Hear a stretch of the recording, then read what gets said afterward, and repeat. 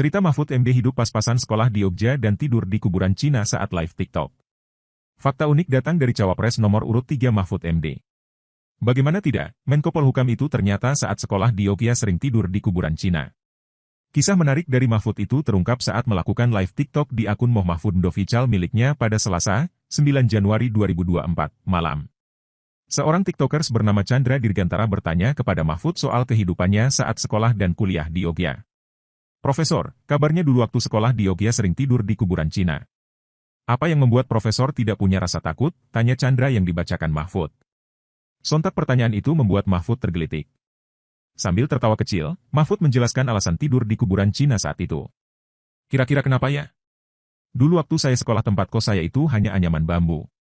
Rumahnya sederhana sekali, tidak ada listrik, kata Mahfud mulai bercerita.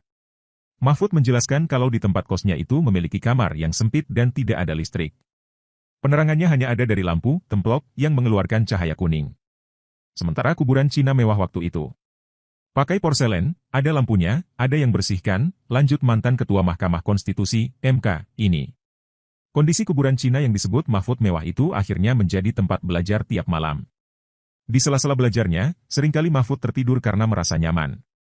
Saya tidur di situ sambil belajar, maksudnya bukan untuk tidur, tapi untuk belajar, tidak usah bayar listrik dan tidak menakutkan, kata Cawapres pasangan Capres Ganjar Pranowo ini.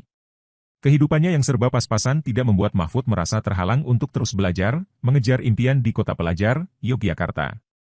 Kuburannya kan ramai, bersih, ada lampunya dan terang benderang, bukan kayak kuburan di kampung gelap menakutkan gitu, sambungnya.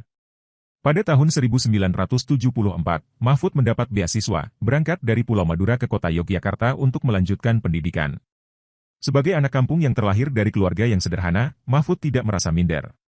Mahfud juga tercatat sebagai anak yang unggul dan berprestasi, baik saat sekolah di Pendidikan Hakim Islam Negeri, saat ini menjadi Men 1 Yogyakarta, maupun saat kuliah di UI dan UGM. Bahkan Mahfud berhasil meraih guru besar hukum tata negara di usia 41 tahun, usia yang sangat muda untuk meraih gelar profesor pada saat itu.